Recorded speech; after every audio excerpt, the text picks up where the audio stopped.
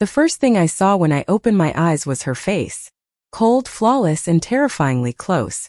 "You're awake," she whispered, like it was both a blessing and a curse. My heart stopped, not because of the coma, but because this was the last woman on earth I thought I'd ever see waiting for me. 2 years ago, Madison Clark, the ruthless CEO of Clark Enterprises, had fired me in front of the entire office. Humiliation, rage, the kind of hatred you can taste in your mouth, that was all she ever gave me. So tell me why, when the nurse called her your wife, my world shattered for the second time. I was in New York City, the skyline gleaming through the hospital window, but the real earthquake was inside my chest. Married to Madison Clark. The same Madison who once looked at me like I was a stain she couldn't scrub out. "Don't strain yourself," she said, her hand hovering near mine, hesitant, almost guilty. "The doctor said it might take time for your memory to adjust." Adjust? No. My memory was crystal clear. I remembered every cutting remark she had thrown at me, every time she made me feel small. And now I was supposed to believe she had been my wife? That she had signed papers binding herself to me out of love? The truth burned like acid. I couldn't remember a damn thing about how we ended up here. The hospital walls felt smaller with every second of silence between us. Her eyes, blue, fierce, and always unreadable, softened for the first time. It scared me more than her hatred ever did. "I stayed," she admitted, almost reluctantly, "through everything. Because whether you like it or not, you're mine." Mine. The word hit like lightning. My chest tightened, but not from pain. Something else, something dangerous. Because no matter how much I wanted to scream at her, a part of me wondered if being hers was exactly what I had always been running from. Outside, the city roared with sirens and honking horns, life going on like nothing had changed. But for me, everything had. I wanted answers. I wanted to rip apart this illusion and expose whatever twisted game Madison was playing. But then came the cruelest part. The nurses smiled at us like we were the perfect couple. The doctors congratulated her for never leaving my side, and the ring on my finger was proof that somewhere, in the life I couldn't remember, I had said yes. The days passed like a blur of white walls and whispered questions. Madison brought me flowers I didn't like, told me stories I didn't remember, and touched my hand like it was fragile glass. And every night when I closed my eyes, I asked myself one thing. Had I truly fallen in love with the woman who once destroyed me? The first crack came when she thought I was asleep. Her voice, low and broken, spilled secrets into the dark. "I can't lose you again," she whispered. "Not after everything we fought for." Again. The word clawed at my mind, begging for memories that wouldn't come. My body remembered her in ways my mind refused. My pulse quickened when she leaned close, my breath caught when her perfume lingered in the air, and my chest ached when I saw her smile fade. It was a war. Me against myself. Hatred against the possibility of love. And then the storm hit. A visitor arrived at me, old best friend, Claire. Her face lit up when she saw me alive, but darkened the second she saw Madison sitting beside my bed. "You," she spat. "What are you still doing here?" The tension sliced the room in two. "She's my wife," Madison said calmly, though her jaw tightened. "Wife?" Claire laughed, sharp and bitter. "Is that what you call it now? You broke her, Madison. You don't deserve her." My heart stuttered. Broken? By her? By the woman now staring at me like the world would end if I believed Claire instead? The silence was unbearable. I wanted to scream, to demand the truth, but all I could do was watch the two women fight over pieces of me I no longer understood. And in that moment I realized something terrifying. Maybe the coma had stolen my memories, but it hadn't stolen the pull I felt toward Madison. Even in the middle of chaos, even when logic screamed no, my heart whispered yes. Claire's words didn't leave me. They burned into me like fire, echoing in the hollow spaces of my missing memory.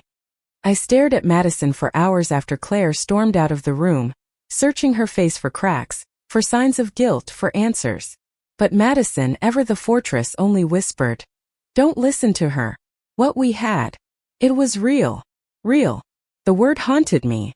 When the doctors finally cleared me to leave the hospital, Madison insisted I come home with her. "Home," she said like it was the most natural thing in the world. But when the elevator doors opened to her penthouse, my breath caught. It was a palace of glass and steel, cold and beautiful just like her. And yet, there were traces of me everywhere. a scarf tossed carelessly on the sofa, a half-finished novel on the nightstand with my handwriting in the margins, a photograph of us, arms wrapped around each other, grinning like fools against the backdrop of Central Park. The evidence of a love I couldn't remember surrounded me. For nights I lay awake in her bed, listening to the city hum outside while Madison slept beside me. I could feel the heat of her body, the rhythm of her breath, the subtle way her hand inched toward mine even in sleep. And though my mind screamed that she had once been my enemy, my heart betrayed me, leaning into her warmth. Still doubt not at me. Claire's warnings echoed, and every time Madison looked away too quickly or silenced a subject, suspicion grew. Until one night I couldn't take it anymore. Tell me the truth, I demanded, my voice shaking. Did you hurt me? Did you use me? Why would I ever marry someone who despised me? Madison froze. For once her confidence faltered. She turned away, shoulders tense, before finally speaking. Because I was a coward. Because I hated you for making me feel things I swore I would never feel. Her voice cracked. She faced me, her eyes raw, vulnerable in a way I had never seen. I pushed you away.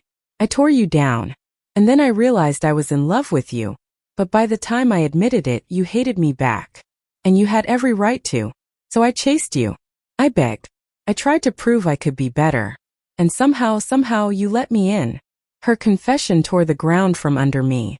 My chest ached with the weight of emotions I couldn't place: love, loss, anger, longing, all tangled together. Why can't I remember? I whispered. She stepped closer, her hand trembling as it brushed against mine. Because life is cruel. But memory or not, the way you look at me right now, it's the same as before. You feel it, don't you? I hated how right she was. My pulse betrayed me, racing at her touch, at her nearness. But fate wasn't done testing us. Weeks later, the truth exploded in the worst possible way. Claire confronted me again, this time with evidence: articles, old photos, messages from when Madison humiliated me at work. Proof of the scars she had left before love ever bloomed. My world cracked in two. You forgave her once, Claire said softly, but don't let her break you again. That night I confronted Madison. You don't get to hide from this, I snapped, throwing the articles on the table. Everything you did to might still here. I can't just erase it. Madison's face paled. She didn't deny it. She didn't defend herself. She only whispered, I know. And if you walk away now, I'll let you. Because I would rather lose you than trap you. Tears blurred my vision. For the first time she wasn't fighting, wasn't controlling. She was just letting me choose. And that somehow told me everything I needed to know. Love isn't about forgetting the pain. It's about choosing someone despite it. I remembered nothing, yet I felt everything. And in that moment I realized my heart had already chosen. Slowly I reached for her hand. You hurt me once, I said, my voice trembling. But somewhere in that missing space of time you must have healed me too. Because right now, all I want is you. Her breath hitched. And then she pulled me into her arms, holding me like I was the only thing tethering her to this earth. The city lights spilled through the windows, wrapping us in a glow that felt like forgiveness, like hope, like the kind of love you fight for even when the world calls you a fool. For the first time since waking up, I wasn't afraid. I didn't need the past. I didn't need the answers. Because in her arms, I finally understood what it meant to come home. And this time I chose her freely. Thank you for listening. Like and subscribe to get notifications about next videos.